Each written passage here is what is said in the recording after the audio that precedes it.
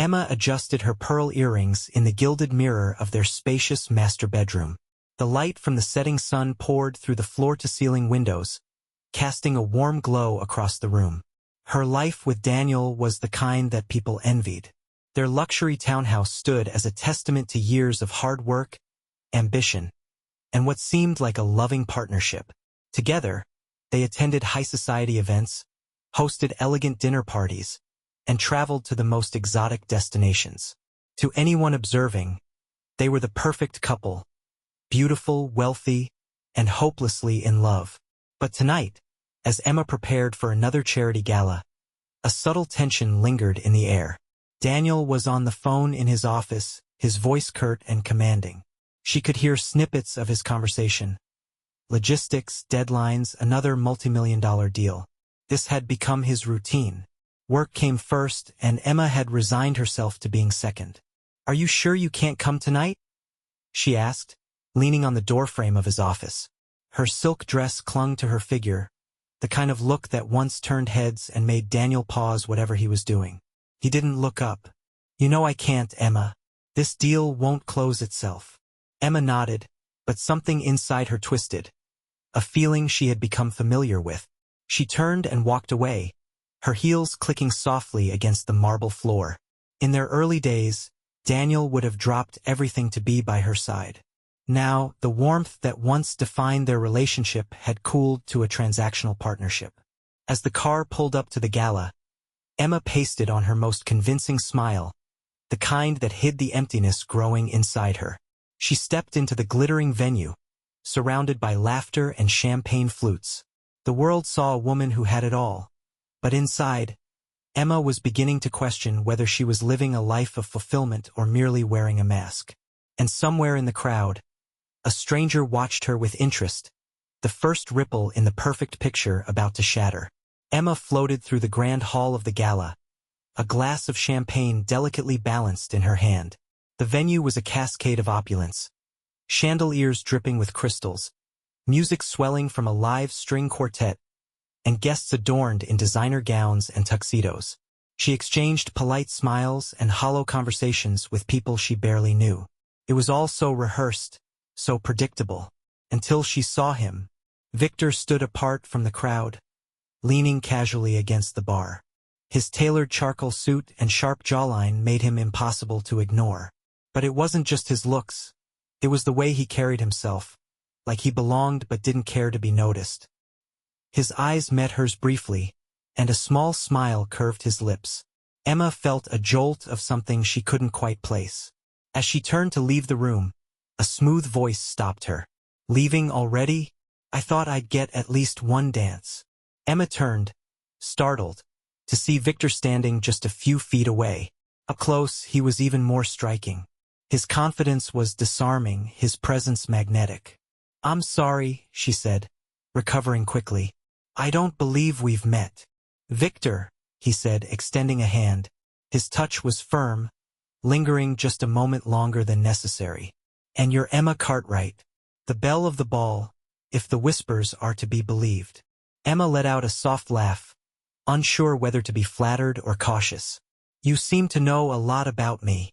I make it a point to notice extraordinary things," he said, his tone smooth but not overly practiced. "And you, Mrs. Cartwright, are quite extraordinary." There it was, the subtle crack in her composure, the kind of attention Daniel hadn't given her in years. She should have walked away, but something about Victor held her there, tethered by intrigue. They talked. The minutes stretched into an hour, and the conversation deepened. Victor wasn't like anyone she'd met at these events. He was perceptive, witty, and unafraid to challenge her opinions. He asked questions about her life, her dreams, her frustrations.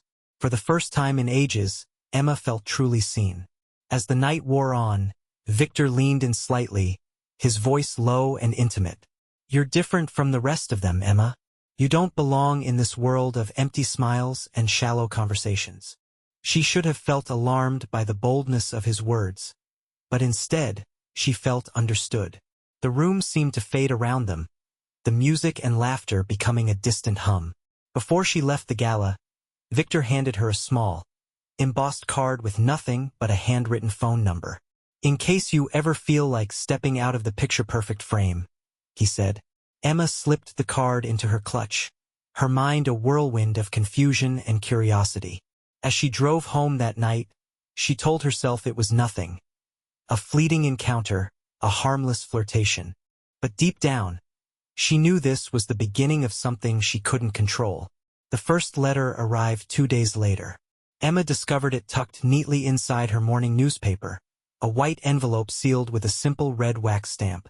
The handwriting on the front was elegant, her name written with deliberate strokes. Emma Cartwright. She hesitated, her heart quickening. Daniel was already gone for the day, immersed in meetings and calls. The house was silent, save for the faint hum of the coffee machine. She opened the envelope carefully, her fingers trembling. Inside was a single sheet of cream-colored paper with a poem written in the same striking hand. In gilded cages, beauty fades, a flame restrained, its warmth betrayed.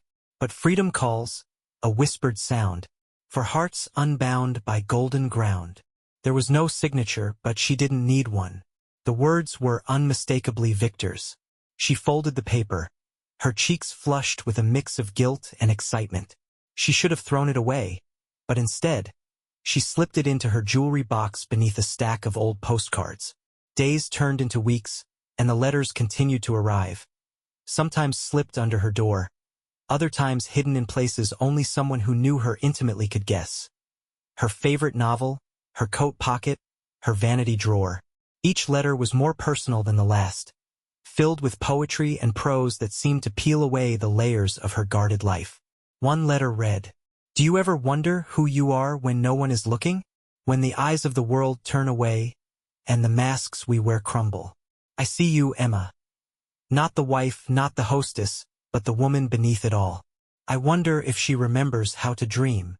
Emma told herself these were nothing more than words on paper. But each letter lit a spark she couldn't extinguish.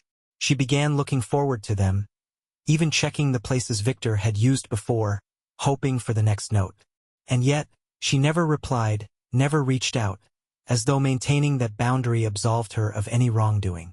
But boundaries blur when hearts are untethered. One evening, she found a package waiting for her by the door. Inside was a crimson silk scarf, soft as water against her skin. Attached to it was a card, blank except for 2 words. Tomorrow. Midnight. She stared at the scarf, her pulse racing. She wanted to dismiss it as absurd, reckless. But deep down, she knew she wouldn't resist. Victor had awakened something in her. A hunger, a longing for a life beyond the pristine walls of her marriage. And for the first time in years, Emma felt alive. The next night, Emma found herself in front of her mirror, staring at her reflection. She draped the crimson silk scarf around her neck, the fabric catching the light like liquid fire. The clock read 11:45 p.m. Daniel was away on another business trip, leaving the house dark and silent. Her heart pounded as she slipped on a long coat and stepped into the cool night. The note hadn't given an address, but she instinctively knew where to go. The rooftop bar where she and Victor had shared their first conversation.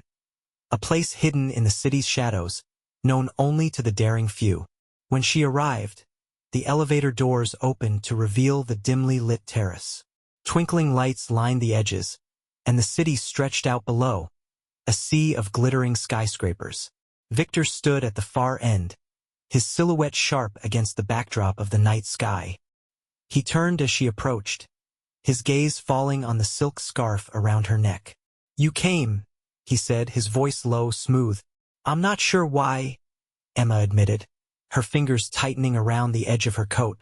"This is reckless." "Reckless is just another word for alive," Victor replied, stepping closer. "And you, Emma, are far too extraordinary to live a life that doesn't set your soul on fire." The way he looked at her made her feel like she was the only person in the world. His words wrapped around her like the scarf she wore. Intimate, undeniable. Victor gestured toward a small table set for 2, a bottle of wine already open. "One drink," he said. No expectations, no obligations. Just a moment for you to forget everything else. Emma hesitated. Her mind screamed at her to walk away, to go home and pretend this never happened. But her heart, and the deep ache of longing it carried, compelled her forward. She sat down and Victor poured her a glass. They talked, just as they had at the gala, but this time the conversation felt heavier, more charged. Victor leaned closer, his eyes never leaving hers, and for the first time, Emma let herself be seen without pretense. As the clock struck midnight, Victor reached for her hand, his touch deliberate and confident. "There's a fire in you, Emma," he said softly. "Don't let it die." Emma didn't pull away. The rational part of her mind faded into silence, drowned out by the intoxicating thrill of the moment. Their lips met, soft at first, then deeper, more urgent. The scarf slipped from her neck, forgotten, as she surrendered to a kiss that felt like a breaking of chains. When she finally pulled back, breathless, reality crashed down. She stood abruptly, grabbing her coat. "I shouldn't be here," she whispered. Victor didn't stop her, but his gaze followed her as she left, his expression unreadable. "You'll be back," he said quietly. Emma's steps quickened, the weight of what she'd done pressing heavily on her chest. She didn't look back, but deep down, she knew Victor was right. She had crossed a line, and there was no returning to the woman she had been before. The days after the rooftop encounter passed in a haze for Emma. She went through the motions of her routine, her mind split between guilt and exhilaration. She told herself it had been a momentary lapse in judgment, a mistake she wouldn't repeat. But the memory of Victor's touch lingered, like a spark she couldn't extinguish. And then he reached out again. This time a text, direct, confident, and impossible to ignore. "Tonight, 9 p.m., the place we first met." Emma stared at the message, her heart racing. She had deleted his number after their rooftop encounter, thinking it would help her regain control. Yet here she was, clutching her phone, her resolve crumbling. That evening, she found herself back at the gala venue, now dimly lit and empty of its usual grandeur. Victor waited for her near the entrance, leaning casually against the marble column. He smiled when he saw her, a mix of mischief and certainty in his eyes. "You didn't make me wait long," he said. "I shouldn't be here," Emma replied, her voice firm but unconvincing. "And yet, here you are." Victor led her inside, through a series of locked doors. The building, usually bustling with events, was eerily quiet. He brought her to a private room, where a single table was set with candles and champagne. The air was thick with tension, the unspoken words between them more powerful than any protest she could muster. They talked again, but this time, the barriers between them dissolved completely. Emma found herself confessing things she hadn't even admitted to herself. Her loneliness, her frustration, the hollowness of her perfect life. Victor listened without judgment, his gaze never wavering. "You deserve to feel alive," he said, reaching for her hand. "You deserve to be seen, to be desired." Their affair began that night, a series of secret meetings held in the shadows. They met in hidden corners of the city, a quiet cafe, a rented hotel suite, even her own car parked far from prying eyes. Each encounter was more intense, more intoxicating than the last. For the first time in years, Emma felt wanted, free, and utterly out of control. But with each stolen moment, the weight of her deception grew heavier. She avoided Daniel as much as she could, fabricating excuses to explain her absences and erratic behavior. Daniel, busy as ever, didn't seem to notice at first. But Emma couldn't shake the feeling that her carefully constructed life was beginning to unravel. Victor, for his part, remained an enigma. He never asked for more than she was willing to give, yet his presence was becoming an addiction she couldn't break. The danger of their affair only heightened its appeal, making every touch, every kiss feel like a rebellion against the life she had built. One evening, as they lay tangled together in a hotel room, Victor brushed a strand of hair from her face and whispered, "What are you so afraid of, Emma? Losing everything?" She admitted, her voice barely audible.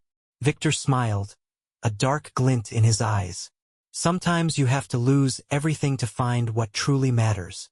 Emma didn't know it yet, but those words would haunt her in the days to come. Emma's double life grew harder to maintain. Though Daniel remained buried in his work, he wasn't oblivious to the changes in her. She had become distant, distracted. Her phone glued to her hand in a way that wasn't like her. She started coming home late, the faint scent of cologne that wasn't his lingering on her skin. It began as a suspicion. One evening, Daniel casually asked, "You've been out a lot lately. Everything okay?" Emma froze, but quickly composed herself. "Of course, just a lot of charity work. You know how it is." Daniel nodded, but his eyes lingered on her a little too long, his expression unreadable. Emma's heart raced as she walked away, feeling his gaze burn into her back. That night, Daniel called a private investigator. He told himself it was a precaution, that he was probably overthinking things. But deep down, he knew something was wrong. A week later, Daniel received the first batch of evidence.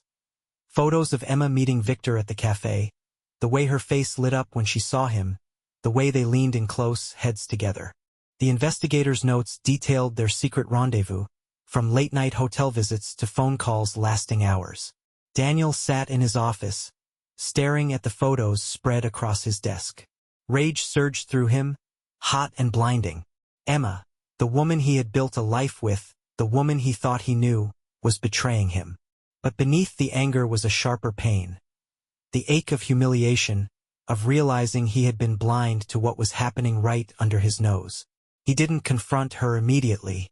Instead, he bided his time, letting his anger simmer into something colder, more calculated. He began planning each step of his revenge carefully thought out. He wouldn't simply confront her. No, that would be too easy, too merciful. She would feel what he felt. Betrayal, loss, and the slow, agonizing realization that her perfect world was crumbling. One evening, as Emma sat in the living room scrolling through her phone, Daniel walked in with an air of forced casualness. "Emma," he said, his voice calm but firm. "We need to talk." Emma looked up, startled by his tone. "What is it?" Daniel placed a folder on the coffee table in front of her. "Open it." Her hands trembled as she reached for the folder. Inside were the photos, her and Victor at the cafe, entering the hotel, even a grainy image of them kissing in the shadows of the parking lot. Her heart dropped into her stomach. "Daniel, don't," he interrupted, his voice sharp. "Don't lie to me. I know everything." Emma's mouth opened, then closed, words failing her. The room felt suffocating, the walls closing in. "You betrayed me, Emma. You broke us," Daniel said, his voice cold and steady. "But don't worry. I'm not going to leave you. Not yet." What do you mean?" Emma stammered, tears pooling in her eyes.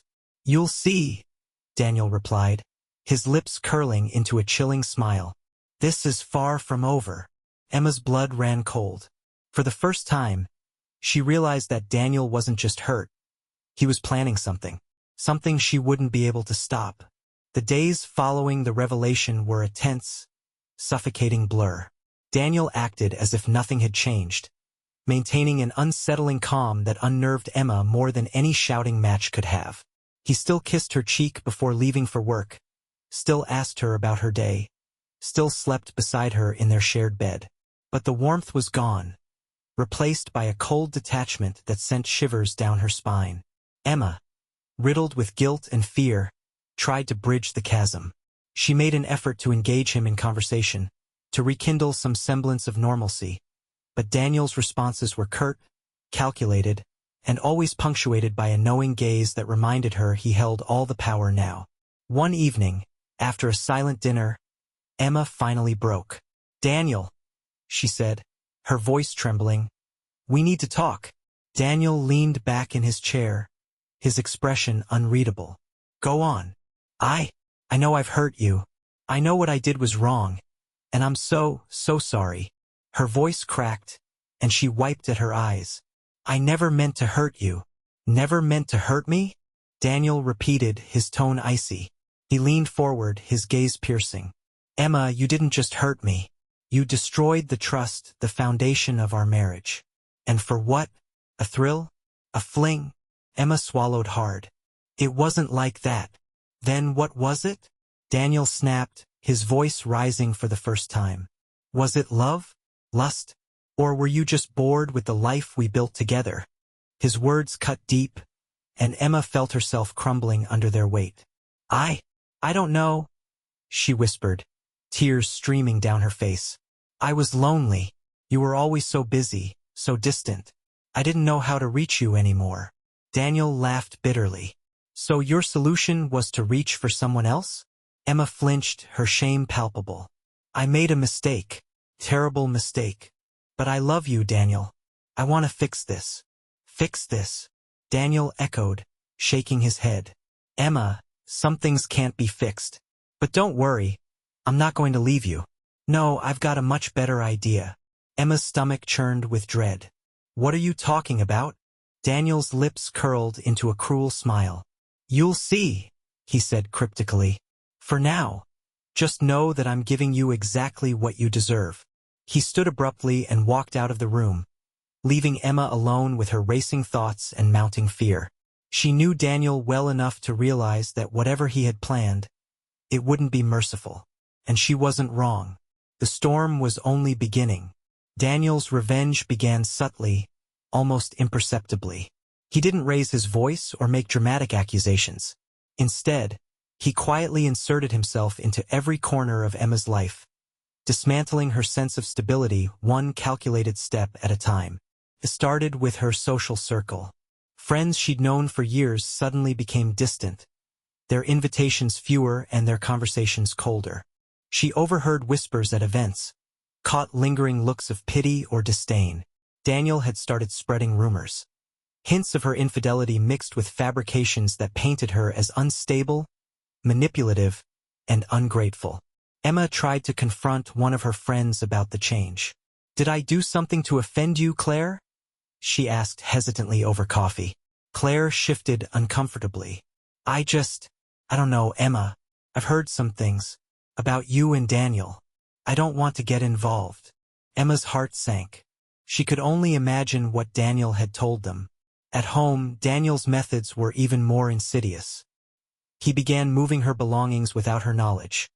Keys placed in unfamiliar spots, documents mysteriously missing, even her favorite book swapped for an identical copy with pages torn out. When she confronted him, he feigned innocence, his expression maddeningly neutral. You must be imagining things, he'd say with a shrug. Stress can do that to a person. Emma started to question her own sanity. Was she losing her grip on reality? Or was Daniel deliberately trying to unmoor her? Her finances were next. One morning, she discovered that her access to their joint accounts had been revoked. Her credit cards were declined, and her bank statements showed transfers she hadn't authorized. Daniel claimed it was a precautionary measure, citing concerns about her erratic behavior. You're not thinking clearly right now, he said, his tone almost patronizing. I'm just trying to protect our assets. But I have nothing, Emma cried, her voice breaking. How am I supposed to live? Daniel's smile was chilling. Don't worry, Emma. I'll take care of you, just like I always have. The final blow came when Daniel surprised her with an all-expenses-paid trip to an exotic island. He presented it as a gesture of goodwill, a chance to reconnect and start fresh. Despite her suspicions, Emma agreed, hoping against hope that this was his way of forgiving her. You'll love it, he said, his voice dripping with false warmth. A private island, just the two of us. It's exactly what we need. As they boarded the plane, Emma tried to push down the growing sense of unease. She wanted to believe this was the beginning of healing, that Daniel's cruelty was finally giving way to reconciliation. But deep down, she knew better. Daniel wasn't the type to forgive. And this trip wasn't the fresh start she so desperately hoped for. It was the next move in his meticulously planned game. The flight to the island was almost surreal. Daniel was the perfect picture of charm and attentiveness, making Emma wonder if she'd misjudged him. He ordered her favorite champagne, engaged her in light conversation, and even complimented her dress, a gesture that felt like a distant memory. Let's put everything behind us, he said, holding her hand as the plane descended. This trip is about us, Emma. About rebuilding what we've lost. Emma wanted to believe him. She allowed herself a fragile hope that maybe, just maybe, this was the turning point. When they arrived, the island was breathtaking. Lush greenery framed white sandy beaches, and the villa they were escorted to was a marvel of modern luxury. Floor-to-ceiling windows with panoramic views of the ocean, an infinity pool that seemed to merge with the horizon, and every conceivable amenity at their fingertips. "It's beautiful," Emma whispered, her voice tinged with awe. Daniel smiled, his expression almost genuine. "Only the best for you." For the first few days, everything seemed perfect. Daniel cooked meals, planned romantic walks along the beach, and even brought out a photo album they hadn't looked at in years. Emma started to relax, letting her guard down little by little. One evening, Daniel handed her a small gift box wrapped in silk ribbon. Inside was a delicate diamond bracelet, sparkling under the soft glow of the villa's lights. "I want this to remind you of our commitment to each other," he said, fastening it around her wrist. "No matter what happens." Emma's eyes welled with tears. "Thank you, Daniel. I don't deserve this after everything I've done." Daniel cupped her face gently. "You're right," he said softly, his voice laced with something she couldn't quite place. "But that doesn't mean I won't give it to you."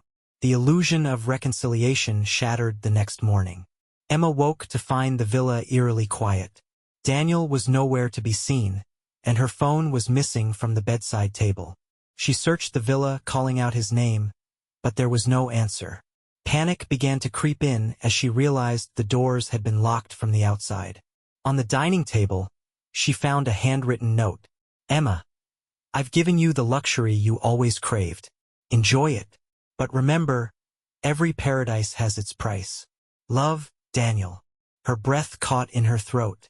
She ran to the windows and saw the island's single boat drifting out to sea, Daniel standing at the helm. He waved once before disappearing into the horizon. Emma was alone, completely alone. No phone, no way off the island, and no idea what Daniel had planned next. The villa, once a symbol of opulence, now felt like a gilded prison. And for the first time, Emma understood the depth of Daniel's cruelty. This wasn't about reconciliation, it was about control, power, and revenge. The first hours of isolation were filled with disbelief and panic. Emma searched every corner of the villa for a phone, a radio, anything that might connect her to the outside world. But Daniel had been thorough, there was nothing. She stood on the beach, screaming into the void, hoping someone, anyone, might hear her. The only response was the relentless crash of waves against the shore. By evening, the reality of her situation began to set in. The villa was stocked with food and water, but there were no signs of communication or transportation. The island was stunning, but its beauty felt sinister now, its isolation suffocating. As the sun dipped below the horizon, Emma's fear turned to anger. She paced the villa, replaying every moment of the past few days, searching for signs of Daniel's deception. How could she have been so blind? His kindness, the gifts, the trip. It had all been a facade, a cruel setup to punish her. She found herself standing in the bedroom, staring at the diamond bracelet he had given her. It sparkled mockingly in the dim light. With a sharp cry of frustration, she ripped it off and hurled it across the room, the sound of it hitting the wall echoing through the silence. The next day brought another discovery, one that sent a chill down her spine. In a locked drawer, Emma found a set of documents left deliberately for her to find. Among them were photos of her and Victor, emails she thought had been deleted, and detailed notes about their meetings. But that wasn't the worst of it. There in the pile was a single Polaroid. Victor, bound and gagged, a bruise forming on his cheek. The back of the photo bore a single word in Daniel's unmistakable handwriting. Soon. Emma's breath hitched. What had Daniel done to him? Was Victor somewhere on this island too? Or was this another piece of Daniel's elaborate psychological game? Determined to find answers, Emma ventured beyond the villa's grounds for the first time. The dense jungle that surrounded the property was disorienting, the humid air thick with the buzz of unseen insects. She stumbled through the undergrowth, her steps frantic and clumsy, her mind racing with possibilities. After hours of searching, she found it. A smaller villa hidden deeper within the island. The windows were dark, but the door was unlocked. Emma hesitated, her heart pounding, before stepping inside. The room was sparse, the air stale, and there, slumped in a chair at the center, was Victor. His hands were bound, his face gaunt and bruised, his eyes wide with a mix of relief and terror when they met hers. "Emma," he rasped, his voice cracked from disuse. "It's a trap." Before she could respond, the door slammed shut behind her, and the lock clicked into place. Emma whirled around to find Daniel standing there, a cold smile on his face.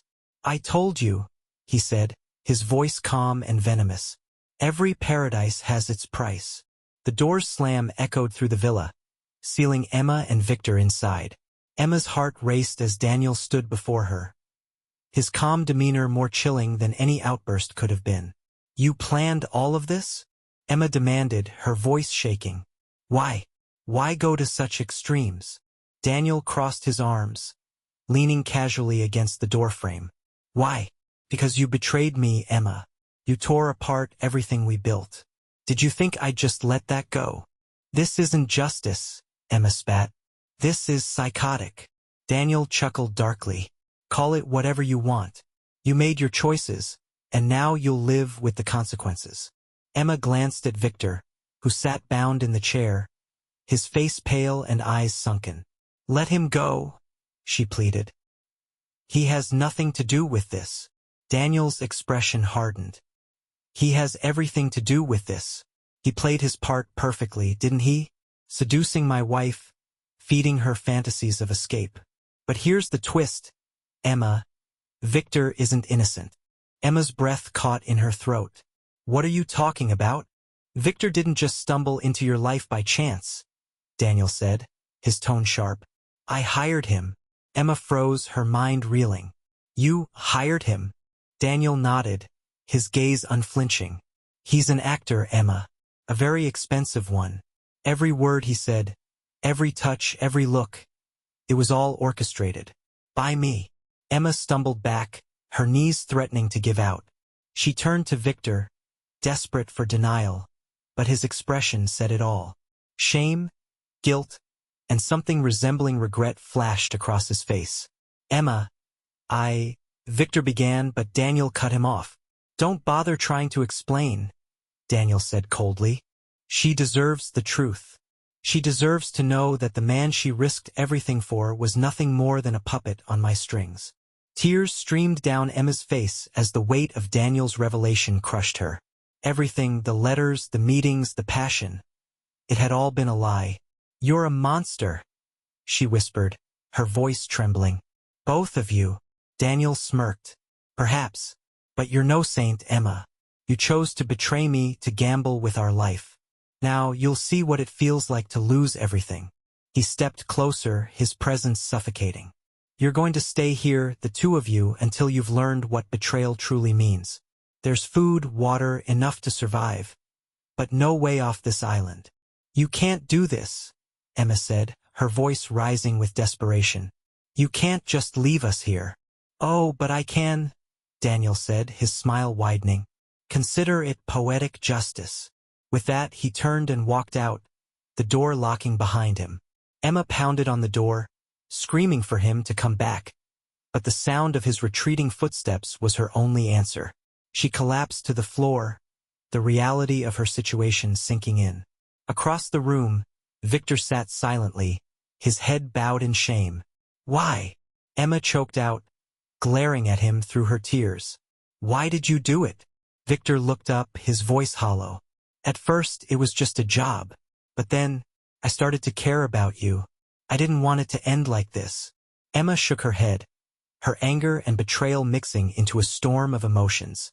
She was trapped with the man who had lied to her and the consequences of her own choices. And Daniel had made sure she'd suffer every agonizing moment of it. The first few days on the island were a haze of despair. Emma and Victor were confined to the villa, surrounded by thick jungle and the endless sea. Daniel's plan became clearer with each passing hour. This wasn't just punishment. It was psychological warfare. Food was limited to just enough to survive, but barely. The villa had running water, but no hot water, and the electricity flickered unpredictably. The luxury Emma had admired before now felt like a cruel mockery of her situation. Victor tried to speak to her several times, but Emma refused to engage. The betrayal cut too deep, and she couldn't look at him without feeling a mixture of anger and shame. "You need to eat," Victor said one morning, placing a plate of canned fruit in front of her. His voice was soft, almost pleading. "You're going to make yourself sick." Emma ignored him, staring blankly out the window. Her thoughts were consumed by Daniel. His cold smile, his parting words. The man she thought she knew had become a stranger, capable of orchestrating a scheme so twisted it made her question her own reality. The psychological games began in earnest on the third day. A package appeared outside the villa, wrapped neatly in brown paper. Inside was a video tablet with a single video file labeled Lesson 1. Emma hesitated, her hands trembling as she pressed play. The screen flickered to life, revealing Daniel's face. He sat in what looked like their living room, a glass of whiskey in hand. "Hello, Emma," he said, his tone maddeningly calm. "And Victor, I hope you're settling in." Emma clenched her fists, her anger bubbling beneath the surface. "This is the first of many lessons," Daniel continued. "You see, betrayal isn't just an act. It's a ripple that spreads and consumes everything in its path. So let's start small. Emma, you're going to tell Victor why you chose him over me. And Victor, you're going to tell Emma what you were thinking every time you lied to her. Be honest, because I'll know if you're not." The video ended abruptly, leaving them in silence. Emma felt Victor's eyes on her, but she refused to meet his gaze. "This is sick," she muttered. "He's toying with us." Victor nodded. "But we don't have a choice. If we don't do what he says, it'll get worse." Emma's jaw tightened. She hated that Victor was right, but she hated Daniel more for putting them in this position. The exercise was excruciating. Emma's voice broke as she admitted to the emptiness she'd felt in her marriage. The way Victor had made her feel alive, even if it had all been a lie. Each word felt like ripping open a wound, exposing her rawest emotions. When it was Victor's turn, he spoke hesitantly. "At first, I thought it would be easy, just a job. But you weren't what I expected. You were kind, vulnerable, real. I started to care about you, Emma. That wasn't part of the plan." His words rang hollow to Emma, who could only see them as another manipulation. But the exercise didn't end there. Daniel had left a second package. A set of questions they were required to answer together, ranging from deeply personal to outright cruel. "What was your favorite memory with me?" Emma read aloud, her voice shaking. She threw the paper across the room. "He's insane." Victor picked it up, his expression pained. "He's breaking us down," he said quietly. "And it's working." Emma sank into the nearest chair, her resolve crumbling. Daniel wasn't just punishing her. He was making her question everything she thought she knew about herself, her choices, and her capacity for trust. And worst of all, there was no way to fight back. By the sixth day, Emma and Victor were physically drained and emotionally fractured. Another package arrived, a single loaf of bread and a note from Daniel. "Survive together or destroy each other. Your choice." The villa had become a battlefield of simmering tensions. Emma's anger toward Victor was palpable, while Victor's guilt festered into quiet desperation. They ate in silence, avoided eye contact, and barely spoke. Later that night, Emma found Victor rifling through drawers. "What are you doing?" she snapped. "Looking for anything we can use to signal for help," he said, holding up a flare gun. "I'm trying to fix this." Emma scoffed. "Fix it? You're as much to blame as Daniel. Maybe more." Victor's face hardened. "You think I wanted this? I didn't sign up for this madness." Their shouting escalated until Victor finally yelled, "I did care about you, Emma. That wasn't a lie." Emma froze, her anger giving way to uncertainty. But before she could respond, the power cut out, plunging them into darkness. Daniel's voice crackled over unseen speakers. Good. Now let's see how far you'll go to save each other. The power outage was only the beginning. The villa's water supply ran dry the next day, leaving Emma and Victor scrambling to collect rainwater. The food dwindled to crumbs, forcing them to ration every bite. Desperation crept in, fraying their nerves and turning them against each other. Victor accused Emma of giving up, while she accused him of manipulating her into this nightmare.